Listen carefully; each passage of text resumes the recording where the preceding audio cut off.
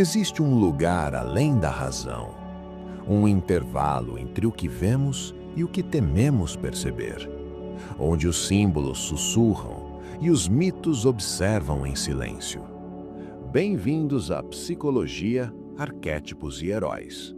Sidney Prescott atravessa os acontecimentos carregando um núcleo psíquico que permanece permanentemente tensionado entre autopreservação e revelação. A dificuldade central que a atravessa nasce da incapacidade de reconciliar duas imagens opostas de Maureen Prescott: a mãe amorosa que habita sua memória afetiva e a figura fragmentada pelas revelações públicas de infidelidade e escândalo. Esse conflito silencioso cria um terreno instável dentro de Sidney, onde afeto e suspeita se entrelaçam como raízes subterrâneas disputando o mesmo solo. Ao proteger a imagem idealizada da mãe, Sidney tenta impedir que a escuridão associada ao passado de Maureen penetre plenamente em sua consciência, e esse esforço constante para preservar uma identidade emocional estável torna sua própria psique um campo de vigilância permanente. Nesse cenário interior, o arquétipo do herói se acende não como glória, mas como necessidade. Sidney resiste porque precisa continuar existindo apesar do horror. Sua postura, seus silêncios e até sua forma de enfrentar o medo revelam uma estética psíquica onde coragem não é ausência de terror, mas disciplina diante dele. O percurso de Sidney ecoa padrões muito mais antigos que qualquer acontecimento isolado. No fundo invisível que une experiências humanas ao longo das eras, surge a figura da comunidade sitiada por uma ameaça que veste rostos familiares. Woodsboro se transforma num espelho coletivo, onde máscaras sociais começam a vacilar, revelando tensões entre aparência e verdade. Sidney tenta sustentar uma identidade social estável, uma jovem comum, estudante e amiga, enquanto forças subterrâneas insistem em reorganizar sua percepção do mundo. Pequenos símbolos se acumulam, telefonemas que surgem como vozes do subterrâneo psíquico, segredos familiares que funcionam como núcleos de energia reprimida, e a tentativa contínua da mente de reestabelecer equilíbrio quando a realidade ameaça colapsar. Esse movimento lembra um mecanismo profundo de autorregulação da psique. Quando o equilíbrio é destruído, a consciência é empurrada para confrontar conteúdos que antes permaneciam ocultos. Mesmo no cenário tecnológico e fragmentado do terceiro milênio, esse padrão permanece visível. Sociedades inteiras convivem com versões cuidadosamente construídas de si mesmas, enquanto verdades subterrâneas aguardam o momento de emergir. A escuridão da sombra aparece em Sidney não como crueldade ativa, mas como um medo profundo de que parte daquilo que destruiu sua vida esteja também dentro dela. Cada revelação sobre Maureen aproxima Sidney de um território emocional onde amor e vergonha se misturam perigosamente. Esse contato indireto com a face oculta da própria história cria bloqueios afetivos visíveis, a hesitação diante da intimidade com Billy Loomis, a constante suspeita que contamina suas relações e a sensação de que qualquer gesto de confiança pode ser punido pelo destino. Quando a violência finalmente invade sua realidade de forma explícita, Sidney não reage apenas ao agressor mascarado. Reage também à avalanche simbólica que liga os crimes ao passado de sua família. A não integração dessa dimensão sombria produz tensão permanente, pois cada nova ameaça externa ressoa como confirmação de um caos interno ainda não compreendido. O resultado é uma mente em estado de alerta contínuo, onde sobrevivência e autoconhecimento passam a caminhar lado a lado. Entre as imagens antigas que iluminam essa travessia interior, surge a lenda de Beowulf enfrentando Grendel. Na tradição escandinava, Grendel é uma criatura que invade repetidamente o salão onde uma comunidade tenta viver em paz, atacando durante a noite e transformando o espaço familiar em território de terror.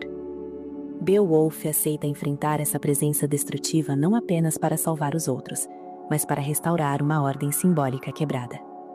A correspondência com Sidney aparece com clareza. Woodsboro se transforma num salão sitiado, enquanto a figura mascarada atua como uma encarnação do caos que retorna sempre que a verdade permanece enterrada. Assim como Beowulf precisa entrar fisicamente no território do monstro, Sidney é empurrada para dentro da própria escuridão que envolve o passado de Maureen. A função psicológica desse mito revela algo essencial. Algumas batalhas não existem para destruir o mal definitivamente, mas para permitir que alguém atravesse o medo e descubra uma força interior que antes permanecia adormecida. Se a coragem nasce apenas quando a ameaça se torna inevitável, até que ponto aquilo que chamamos de força não passa de uma forma tardia de desespero? Agora que compreendemos os conflitos psíquicos, veremos como seus elementos se condensaram, se fundiram numa única estrutura e se transformaram em destino.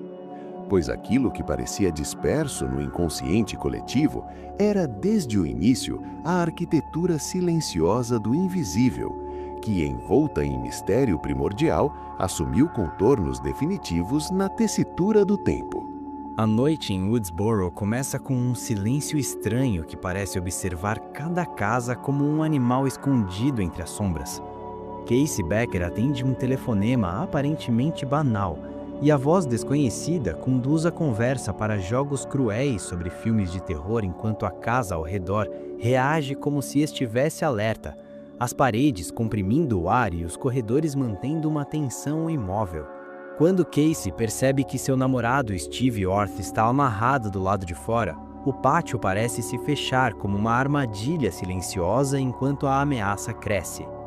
A câmera desliza lentamente por um traveling que atravessa os cômodos escurecidos, aproxima-se do telefone com um zoom tenso e depois gira em um movimento circular inquieto ao redor de Casey enquanto o perigo se materializa. A figura mascarada surge, a perseguição se espalha pelo quintal e o terror termina com Casey assassinada e seu corpo pendurado numa árvore enquanto a madrugada observa sem intervir. No dia seguinte, a pequena cidade se contorce com a presença da imprensa e da investigação policial. Sidney Prescott enfrenta a aproximação do aniversário do estupro e assassinato de sua mãe, Maureen Prescott, um trauma que ainda pesa sobre sua vida e sobre seu relacionamento com Billy Loomis. Enquanto o pai de Sidney viaja a trabalho, ela permanece sozinha em casa esperando pela amiga Tatum Riley. Um telefonema surge e a voz repete o jogo perverso iniciado na noite anterior, trazendo provocações sobre a morte de Maureen. Quando o agressor mascarado invade a casa, o interior parece reagir como um corpo em tensão, escadas rangendo como se sussurrassem perigo, e as sombras pressionando os cantos enquanto Sidney luta para escapar, até que Billy aparece pela janela, levantando suspeitas imediatas que levam o delegado Dewey Wiley a prendê-lo temporariamente. Com Billy libertado, a vida escolar de Sidney se torna ainda mais instável quando novas provocações surgem e a morte atinge o diretor Hembry dentro de seu escritório. A cidade parece estremecer sob o peso de algo que cresce invisivelmente. Steel Meisher organiza uma festa em sua casa isolada para celebrar o fechamento da escola, atraindo estudantes para um ambiente onde o ar parece pesado e as estruturas rangem como se antecipassem violência. Enquanto Dewey e Gale observam a reunião à distância, Tatum Riley fica sozinha na garagem e encontra o agressor mascarado. A porta automática da garagem se fecha como uma mandíbula mecânica e a mata brutalmente, enquanto dentro da casa, Randy Meeks comenta as regras para sobreviver a um massacre típico de terror, sem perceber que os acontecimentos ao redor seguem exatamente esse padrão. A noite avança e os convidados saem para ver o corpo do diretor Hembry, deixando a casa quase vazia enquanto os espaços parecem se contrair ao redor dos poucos que permanecem. Billy chega para se reconciliar com Sidney e os dois se aproximam finalmente.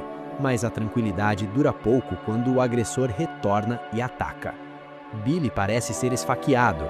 Kenny, o cinegrafista de Gale, é morto e Dewey é ferido ao investigar o local. Gale tenta fugir com sua van e sofre um acidente, enquanto Sidney corre de volta para dentro da casa e tenta se proteger. As portas se fecham, o ar parece pressionar os corredores e Steel Meisher e Randy Meeks ficam do lado de fora acusando um ao outro enquanto a tensão cresce até o limite. Billy surge novamente, revelando que nunca esteve realmente ferido, e permite que Randy entre antes de disparar contra ele, revelando que ele e Stu são os responsáveis pelos assassinatos. Billy explica que matou Maureen Prescott após descobrir o caso dela com seu pai, algo que levou sua própria mãe a abandoná-los. Os dois também sequestraram Neil Prescott para incriminá-lo e começam a se esfaquear mutuamente para encenar uma sobrevivência heróica. Gale retorna inesperadamente, criando uma distração que permite a Sidney reagir e derrubar uma televisão sobre Stu, matando-o. Billy tenta atacar novamente, mas Gale o baleia, e quando ele se levanta para um último ataque, Sidney dispara contra sua cabeça. A câmera inicia um lento plano sequência que percorre os destroços da casa, move-se em travelling pelo chão marcado pela violência e finalmente se aproxima de Sidney em um close imóvel enquanto a madrugada invade o lugar através das janelas quebradas. Neil Prescott é resgatado, Dewey é levado por paramédicos e Gale começa a relatar os acontecimentos diante das câmeras, enquanto o amanhecer observa tudo em silêncio. Se a violência nasce das feridas humanas mais íntimas, quantos monstros permanecem escondidos atrás de rostos aparentemente comuns? Você ouviu Psicologia, Arquétipos e Heróis. A jornada interior nunca termina. Até breve.